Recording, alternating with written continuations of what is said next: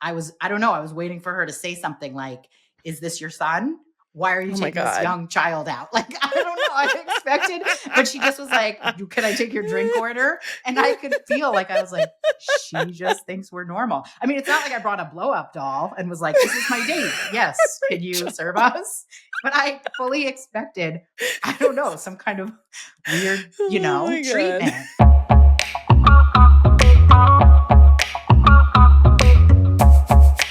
Hello, my loves. I am back with a very extra special episode because this is my first time ever having a really close friend on the podcast. So today we're having a special someone who I met through podcasting.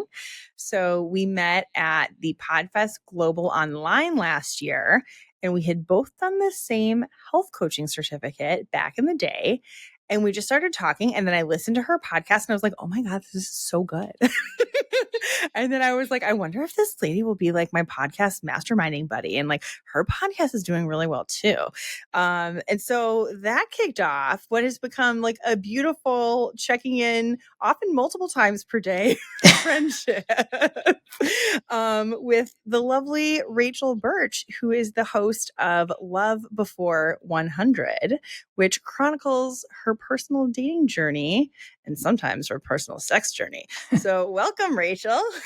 Thanks for having me. That was a beautiful introduction. I'm so excited to be here. Yeah. I know. I just made it up. So I'm glad it went well. So good. So we're going to talk about cougaring, being a cougar today. And I'm very excited about this. Just because I think I don't know. I feel like it's something I've thought about that maybe like I haven't been super comfortable with. I know you've been on kind of a journey with it. You know, I know your listeners know that there was a little rendezvous with I don't know what we're calling him on your podcast. So I won't say any actual names. With a certain someone though, at the end of your last episode. So I'm excited to get into it. Like, what made you intrigued by this cougaring idea?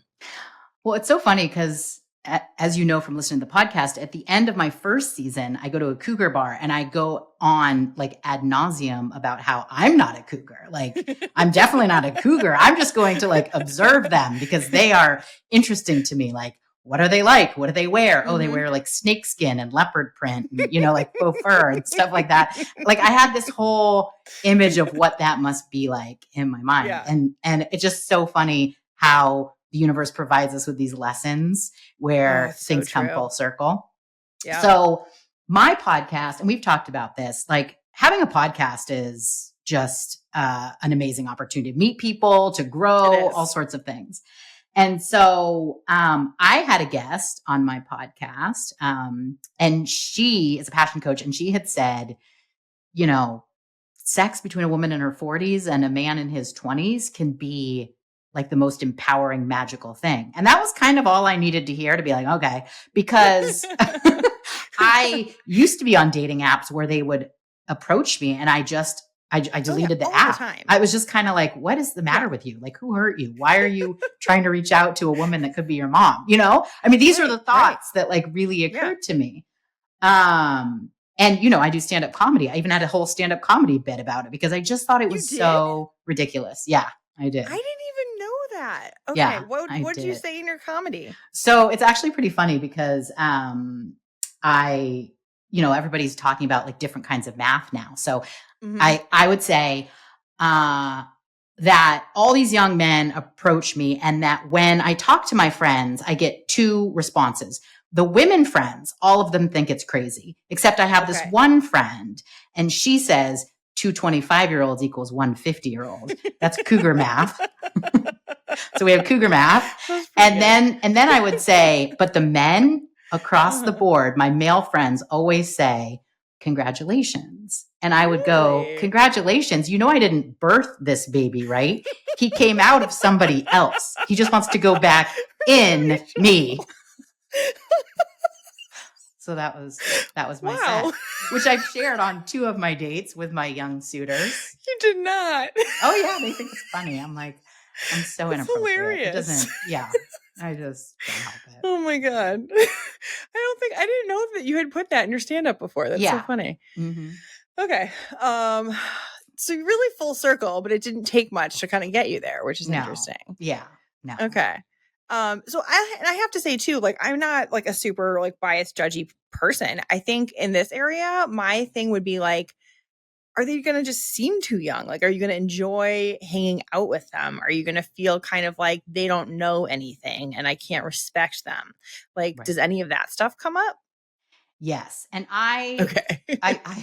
I'm not sure. I'm not sure your audience, they understand my sense of humor yet. So I preface this with, I'm sort of kidding, but I identify as super judgy only in the sense of like, I looked at it as like, that's not for me. She's it wasn't really like, not, you guys. Well, I was gonna say, it wasn't like I wanted to pass a law against it or stop anyone from doing it. It was more just like, what's actually going on there? Like when I see, I mean, I live in Newport Beach. I'll see like an 80-year-old man with a 30-year-old woman. And like, I judge that, you know, I'm like, that's not love. Yeah. But maybe I still it judge is. that one. You know what? I'm going to say shame on me. Maybe it is. I doubt it, but maybe it is. So I will say that was something that came up. And honestly, I've had a range of people.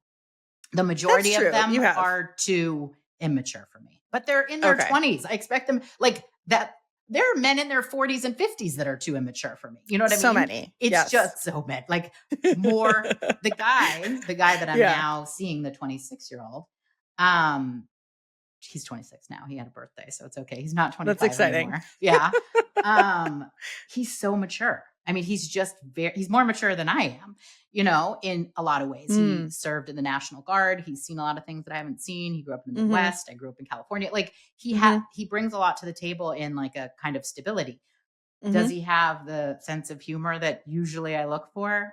No, but it's actually a good thing because he has a lot of these other more like serious, like he's so respectful. Like anytime he really is.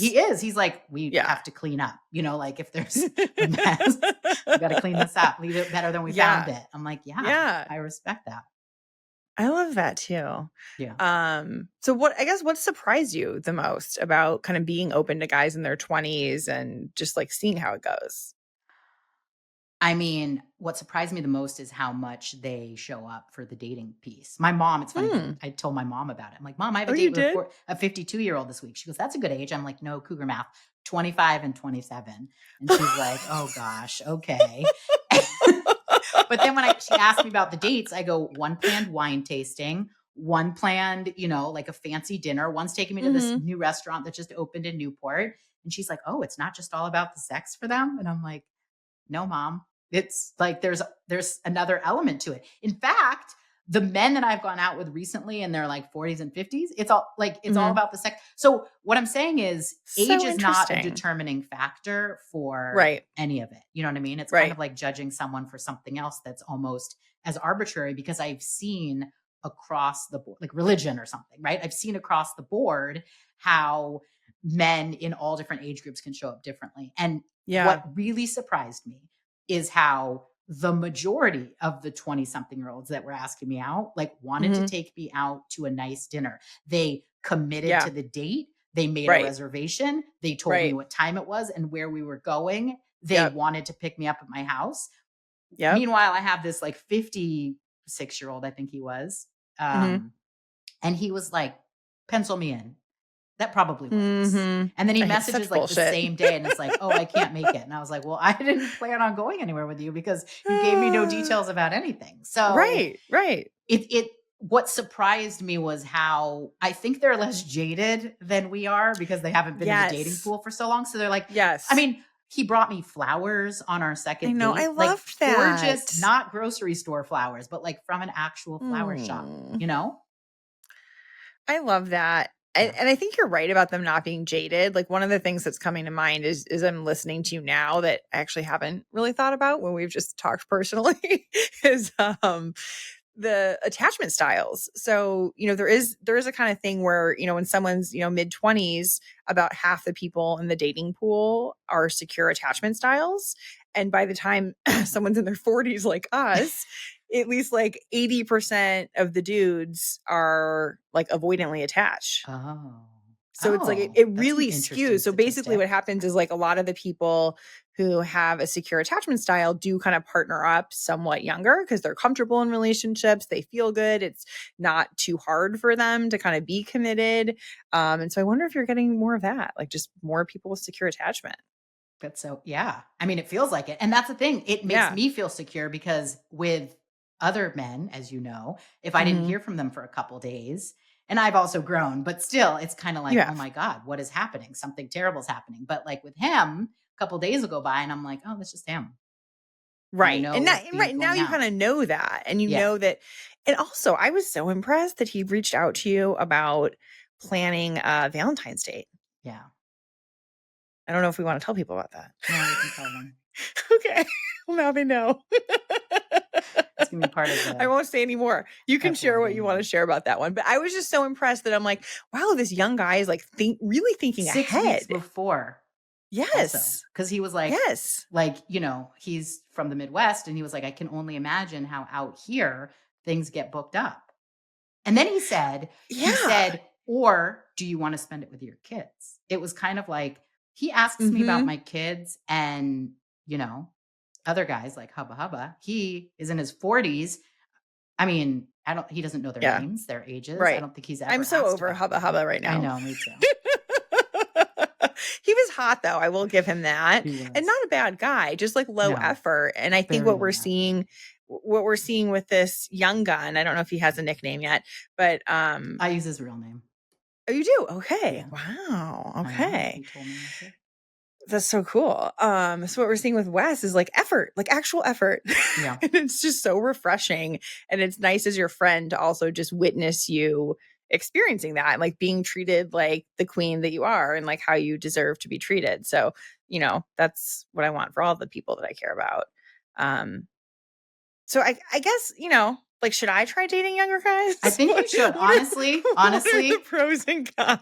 I mean, the only cons are, and I overcame them very quickly, was I was worried that someone was going to mistake me as his mother, you know? Like, when we went to the first dinner, he was the first young guy I'd ever gone out with. When we went to dinner, the waitress came over. She gave us our menu. She talked to us like we were normal.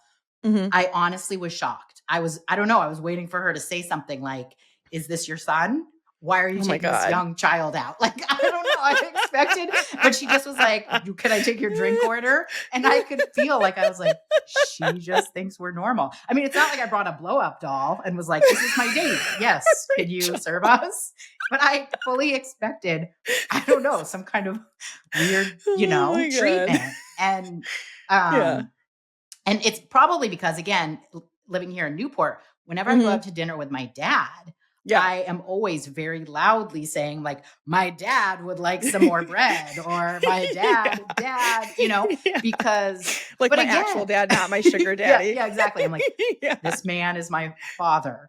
Right. It's just so funny because growing up somewhere here where people judge that kind of stuff, but having done so much personal development work, the first guy that I connected with, we didn't end up going out. Garrett, perhaps you remember Garrett. I said, I'm scared someone's going to think of your mom. And he goes, well, why do you care what they think? And I thought, yeah, you're right. Why do I care what they think? Who cares? In fact, I went out with this 27-year-old, this handsome fireman. And I noticed a table of girls looking over at us. And I'm like, they could be looking at him. They could be looking at us. They could be wondering what we are. And I'm like, who cares? I don't know them. You know, part of that seems kind of fun to me. Yeah, I know. It's like the little slight taboo element there. Yeah.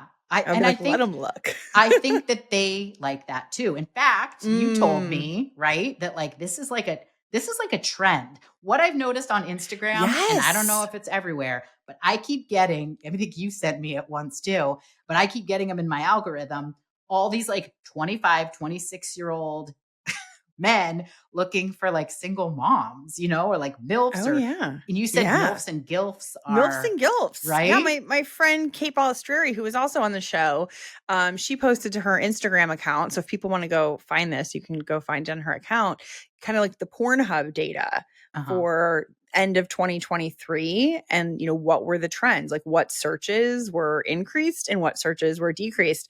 And basically everything about older women was like like 200% on the rise. Good, like not like a small increase, like major trending. Increases. We're so trending.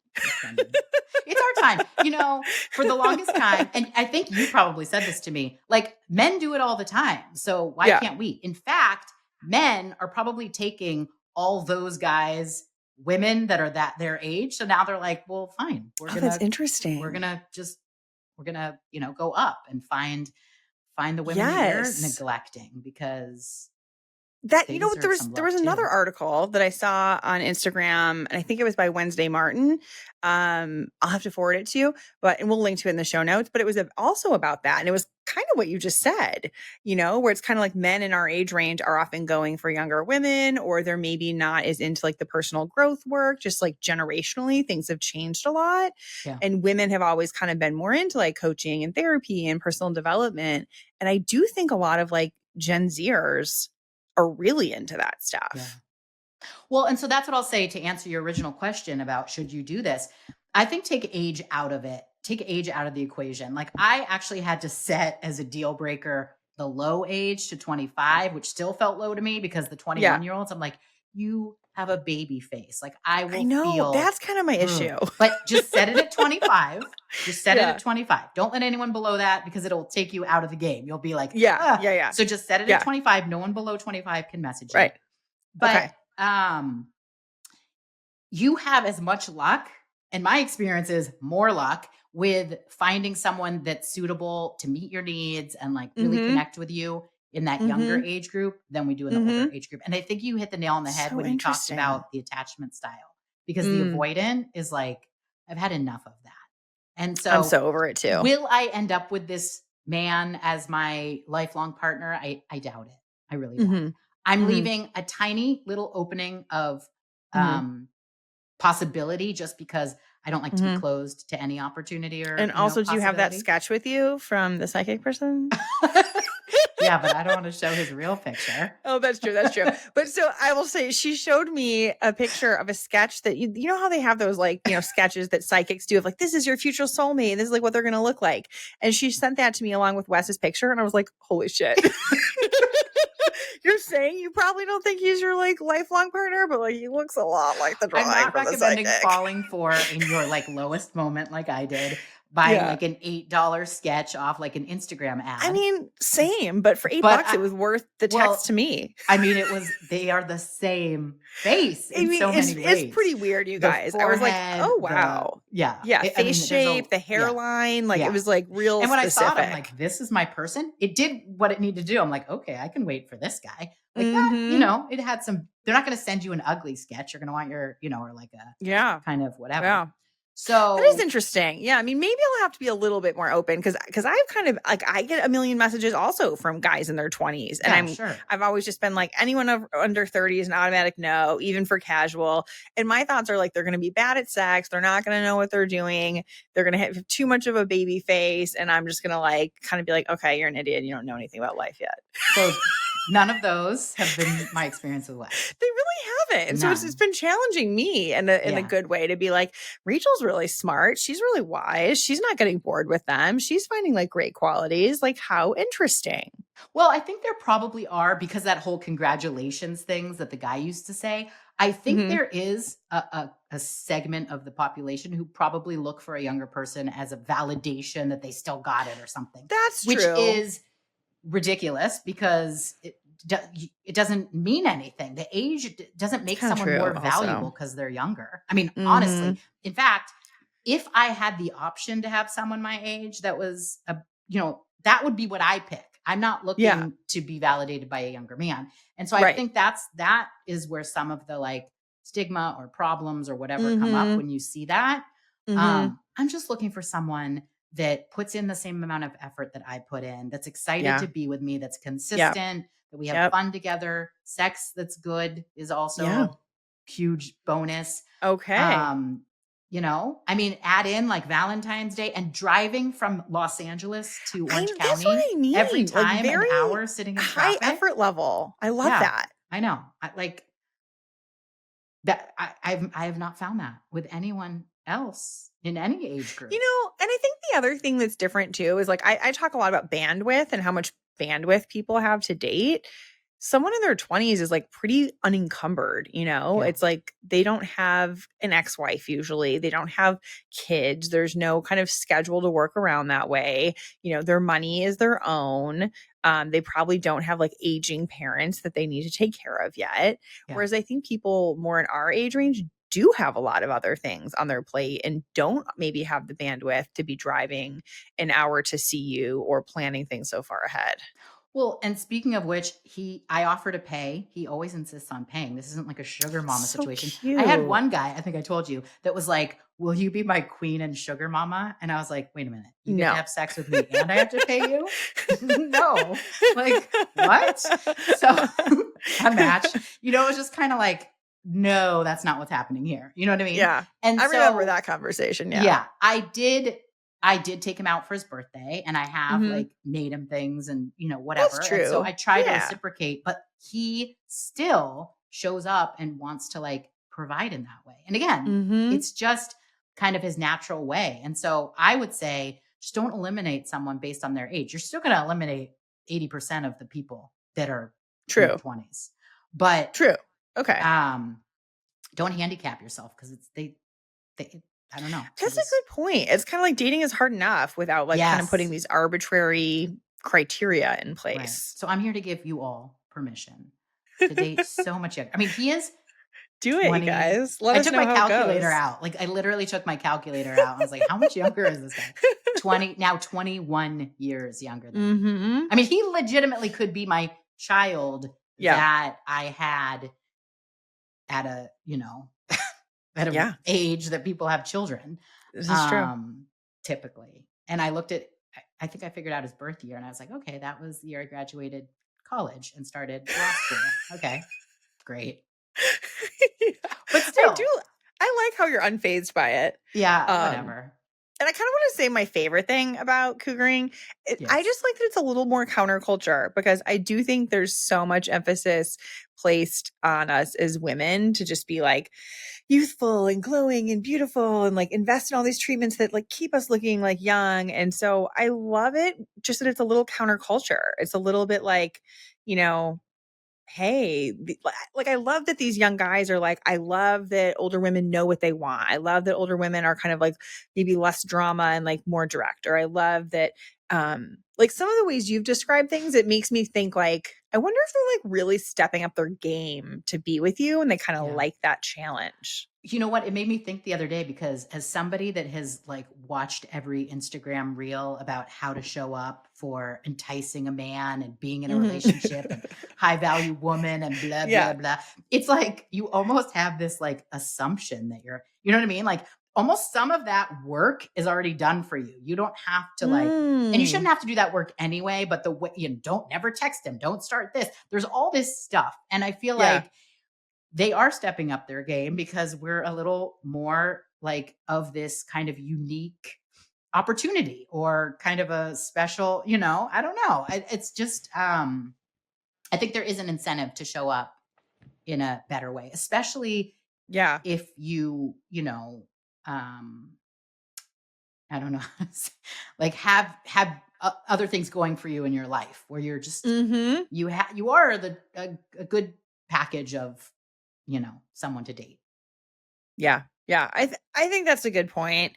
Um and I think it is, even though maybe the point is not validating, it is also kind of validating that like, you know, this younger guy could get, women of any age. And he's like consciously choosing, to prioritize wisdom, sophistication, knowing what you want, and make more effort to be with an older woman. And so I think that's really cool. Yeah. And the other thing I think I've heard about younger guys dating older women is like kind of like what you said, like it's just for sex, but seeing how Wes especially is showing up with you, it's very clearly not just for sex for him. Yeah.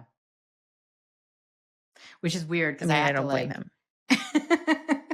well, it's almost like the antidote to current dating culture to have somebody show up and you Yeah. go like, "Oh, wait a minute. Yeah, I do deserve to Yeah. like actually get flowers sometimes. Not every date, not every like guy, not every Mhm. whatever, but like, Mhm. oh, yeah, maybe you do want to drive to like see me. maybe I am worth Yeah. taking out to dinner or making Valentine's Day reservations for.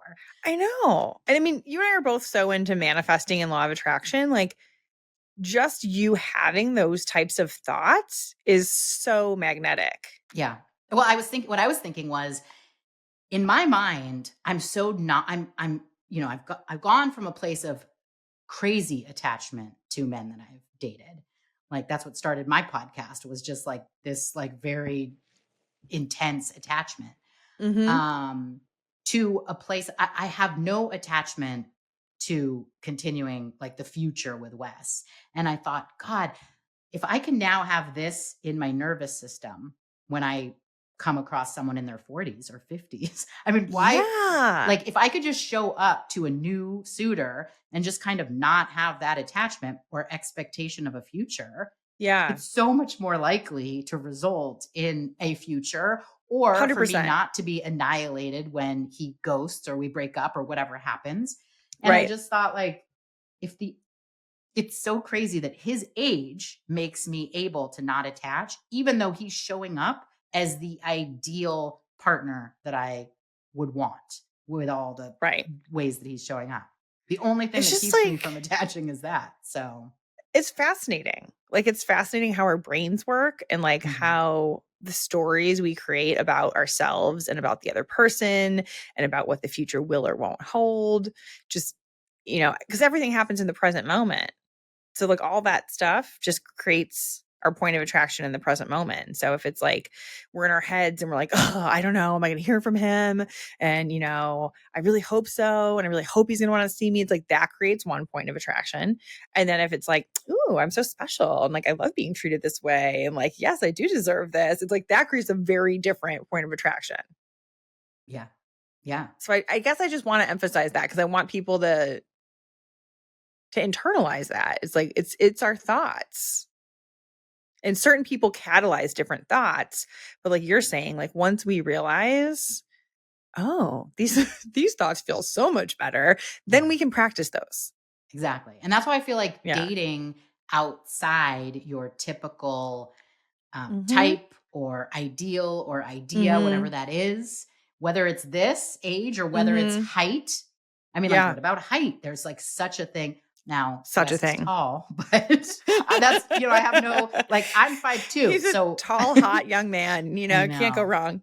But I'm 5'2". So I've considered, I've matched men that are out of other people's kind of spectrum of what they're interested in. Right. Yeah. Like, even someone that's 5'7" is 5 inches taller than me.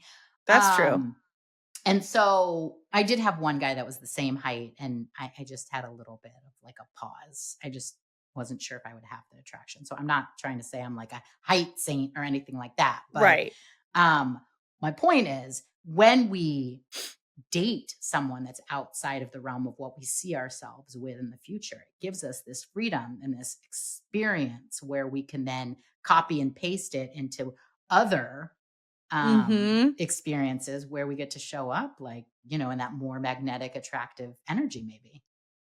It's interesting what you're saying, because, obviously I'm going to PodFest this week, and last year I had a little fling at PodFest, and there is something I love so much about Vacation Heather, as I will call her. Okay. And it sounds just like what you're describing, with just kind of like dating outside your usual type. And it must have to do with letting go of expectations, not expecting anything long-term right off the bat, lowering the stakes, Yes. And what's funny? You've told me about Vacation Heather, and I'm always in awe, because I'm like, how do you not go like, well, let's have a long distance relationship. I'll fly there. You'll fly. Like, my first guy was a long distance relationship. So I think it maybe warrants experimenting, because I could not have that mindset as Vacation Heather. I would be like, clingy Rachel. But with the age, that definitely gave me the space to be like, well, I'm Vacation Heather right now. You're Cougar Rachel. Cougar Rachel.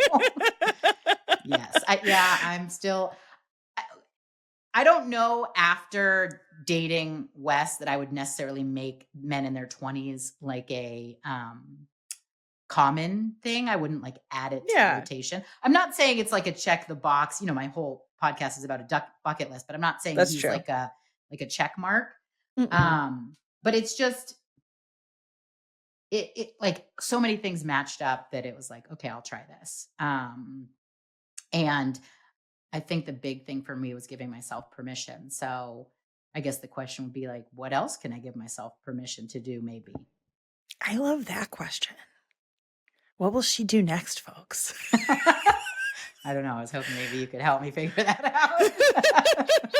I mean, I'm kind of just excited for you to see where it goes with Wes. Yeah. I mean, I know that you paid $8 for the psychic drawing. I'm really excited about the psychic I'm so excited about the psychic drawing because I just love like psychic things in general. Yeah. But I like just the idea of openness of like, let's just see what happens and like how things evolve. And I think that's how I aspire to live my dating life, and, you know, noticing like what makes me kind of contract and like go in my little turtle shell or withdraw from dating, and what makes me feel more like expansive and open. And so I don't know. Yeah. I think with And I'm still like, I'm still on the apps and I'm still chatting with That's people. true. And, I've recently went out with the axe throwing guy who also, he was 27 and he's a pilot, and he just, he was not, I wouldn't say a good match. I mean, he was more, again, also more in that like immature thing, but what I loved about him was we went wine tasting and he immediately asked me out for the next time, and then wanted to do an experiment or an experience. And we went axe throwing, and he was like, can we go hiking?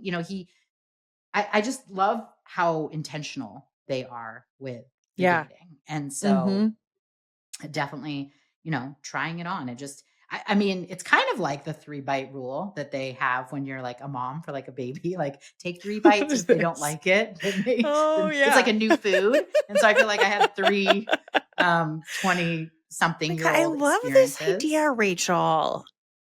Everyone listening should try this unless you're monogamous with partnered. Everyone else, go try 3 dates with someone who's not your type. Yeah. That's a good idea. Like, what an adventure. I also just love the idea of experiments like that. I do that with my clients a lot in coaching of like, let's just try this as an experiment. Yeah. We're not committing to anything, but like, let's give it a week or let's try it a few times. And I think that approach just creates so much more openness. Yeah. Well, and there's 3 dates, but then I also tried 3 different people. What's the opposite of cougar? Cub? Do they have I don't know. Is it cubs? I know that men cougars are manthers because I researched one moment while I Google this. Yeah. Look up what that is. What are the younger men called who date older women? I think it is. Yes, most people will say cubs. Yes. Okay. We'll go with cubs. But I mean, that just makes them sound like babies. Yeah, I don't like it either. We'll just say younger men. Younger men. Okay. Yeah. So I dated 3 younger men.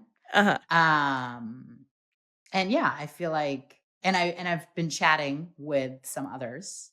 And so again, they don't all show up. It's not like they're like, like all the same, but there's some that ghost, there's some that just unmatch, there's some that expire. But again, I am surprised at how the majority of them like really show up and just kind of see you as something special.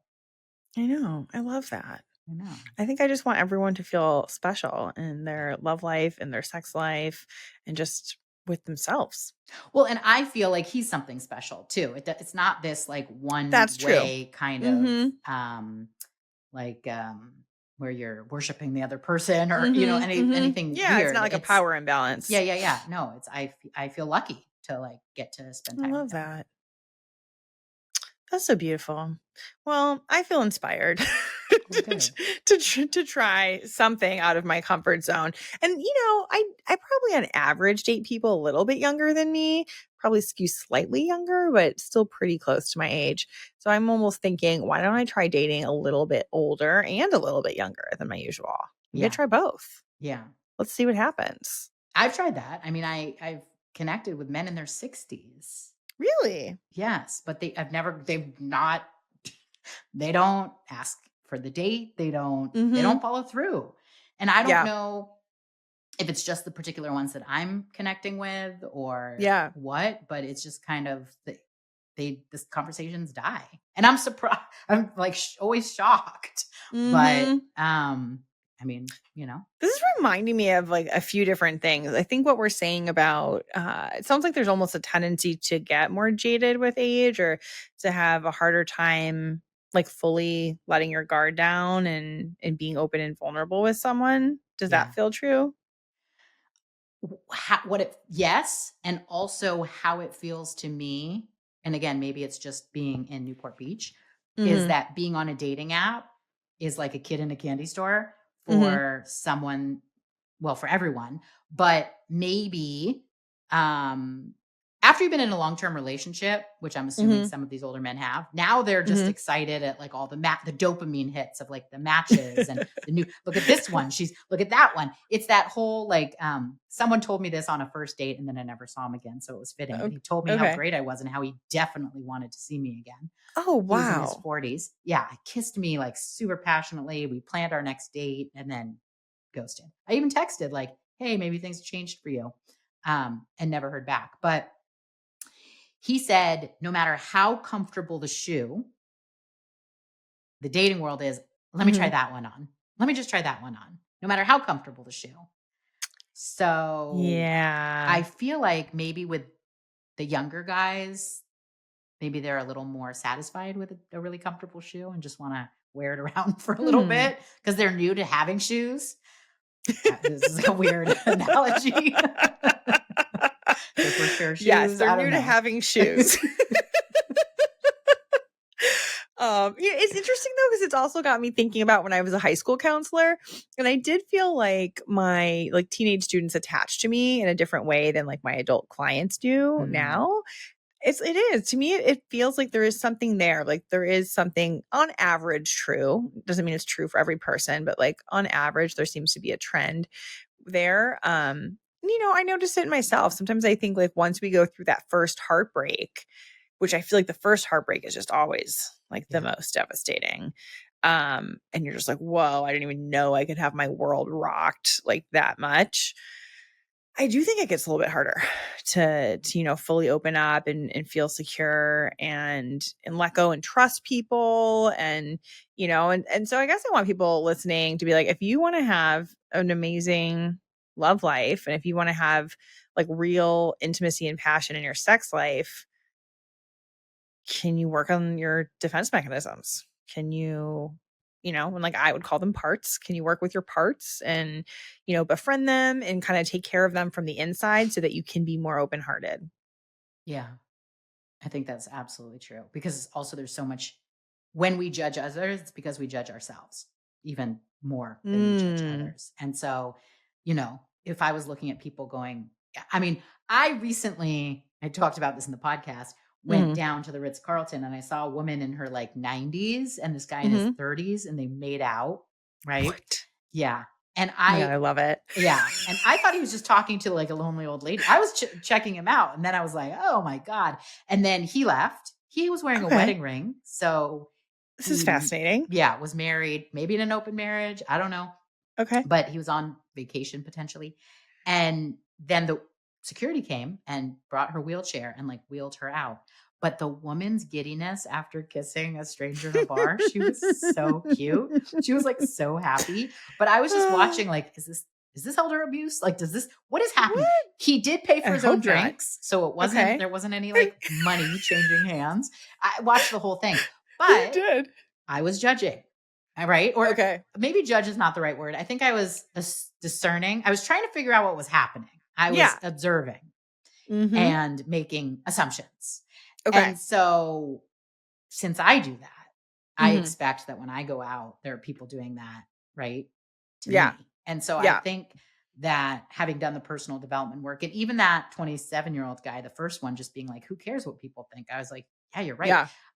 I did on a date with Wes, like I noticed some people maybe looking at us, but like he's a good looking guy. Maybe they're looking at Yeah. him, like I don't know what people are looking at or thinking or whatever. We always expect that people are thinking what we're thinking, but rarely they are. So I think working on our defense mechanisms, working on our personal judgments, and just trying to remain open. Like, it's so easy to close down. I was closed down for so many years. I just didn't want to get hurt. And I was hurting myself by being closed down because I was so Oh my gosh, this lonely, is an important topic. Can you say more about that? Because I know I went through a phase like that in college where I just like really didn't feel good in my body, really didn't feel attractive. And looking back, I realized it's not that people weren't into me, it's that like I like prevented it. Oh yeah. Without realizing. It's like I took myself out of the game. I assumed nobody was flirting with me. I thought like, oh, this person could never be attracted to me. Yeah. And so then that was the result I created, you know? Gosh. Yes. That was, when I look at pictures of myself a couple of years ago, it's like, I don't even recognize that person. That there's no, how do I say this? That person, that version of me would not have all the 20-something-year-old men wanting to go out with her. Not because she wasn't worthy and funny and smart and successful and all these things, but like I literally had created a physical version of myself that would keep me safe, because then I could just go, see, nobody's interested in me because I'm heavy and I am ugly. Like I very much felt ugly for a really, long time. I would tell myself that I couldn't see. I would pick out the little parts of my face that I didn't like, which I've had to tell friends, like, if you look at any famous celebrity that you think is attractive and you actually like zoom in on their face, I'm sure you could pick something out, but nobody does that. Like beauty is like a whole picture. It's the energy, it's their confidence. It's like, I love that. That's so accurate to me.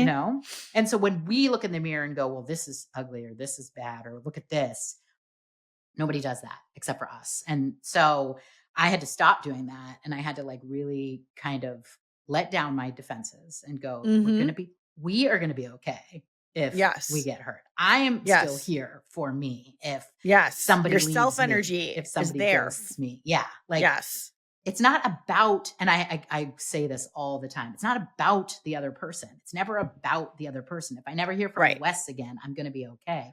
But there have been many men where I'm like, I need to hear from this person or I'm not going to be okay. And so, working through that, and then letting down the defense mechanisms, getting on the apps. I hear a lot of people like, the apps aren't for me. The apps are not for me either. Like, I hate the apps. I don't want to be on the apps are for no one, but I delete them every chance I get. I'm like, F you. I got so mad. And then I'm like, oh, okay, let's just try. I'm lonely. I don't want to be lonely anymore, And people aren't out there. People go, oh, I want to meet in person. I want to go to a bar. I'm like, okay, well, good luck. Like you're handcuffing yourself. Like, if you really want love, just be open and give yourself the gift of, connection. It's not easy. It's not easy. Yeah. But it is not.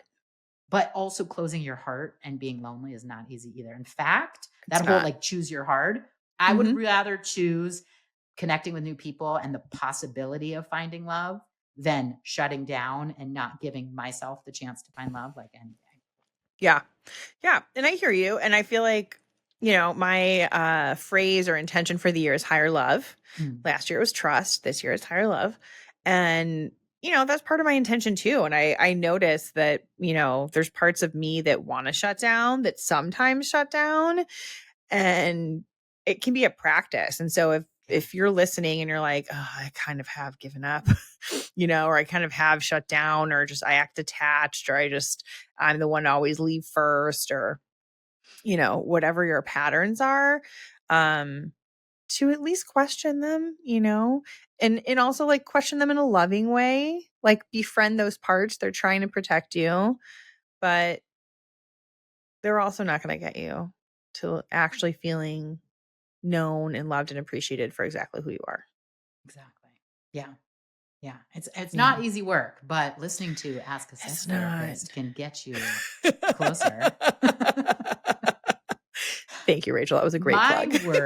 My word for the year is seduction, because I feel like, say more about that intention. Yeah. It's, like getting your desires met, manifesting things, getting the things that you want through the power of like really being yourself is how I'm kind of looking at it. It's not like a manipulative kind of seduction. It's more of like, you know, like even with things that like I would sell in my business, it's like, how can I entice? I like the word entice too. How can I entice somebody to be more curious about what I'm selling instead of how can I shove it down their throat? You know what I mean? Like, how can I entice someone? That's what he said. That's what he did. It's getting spicy up in here. Well, that's what I'm saying. I think I'm so well suited for younger men because I have the sense of humor. That's like true. You are very playful. Yeah. So, I love that about you. Thank you.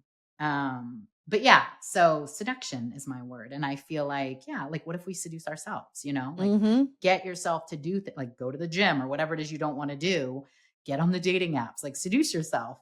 Entice. Yeah. How can I entice you to do that? You know, it's just such a more sensual and pleasurable way to go about life. So that's true. I like that. Like how generally the word seduction can be used to a variety of different areas of life. Yeah. Cool. So if people want to know more about you, where might they find you, Miss Rachel? Well, if you're a podcast listener, which you are, because here you are, Love Before 100 is my podcast. It is That's right.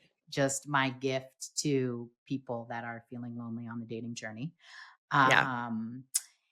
Or Instagram, the Rachel Burch is a good place to find me. We will link to both of these and whatever platform you're listening on. You could find Love Before 100 there. That is true. Yeah. Those are the two best ways. Rachel's podcast is so good, you guys. And she actually won a Signal Award too. I didn't even mention that in her intro because I forgot for a second, but now I'm remembering. And it was the best gateway podcast. Thank you. And I think, that was like the only award they gave out in that category for like all the thousands of podcasts. Yeah. So anyways, you got to go check out her podcast. It's literally part of why we're friends, actually. Thank you. Yeah. It's crazy.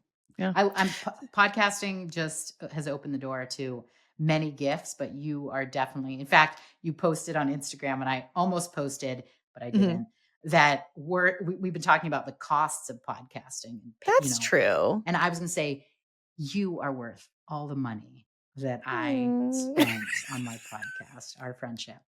Yes. Rachel, you really make me cry. Okay. We'll do That's so cute. Yeah.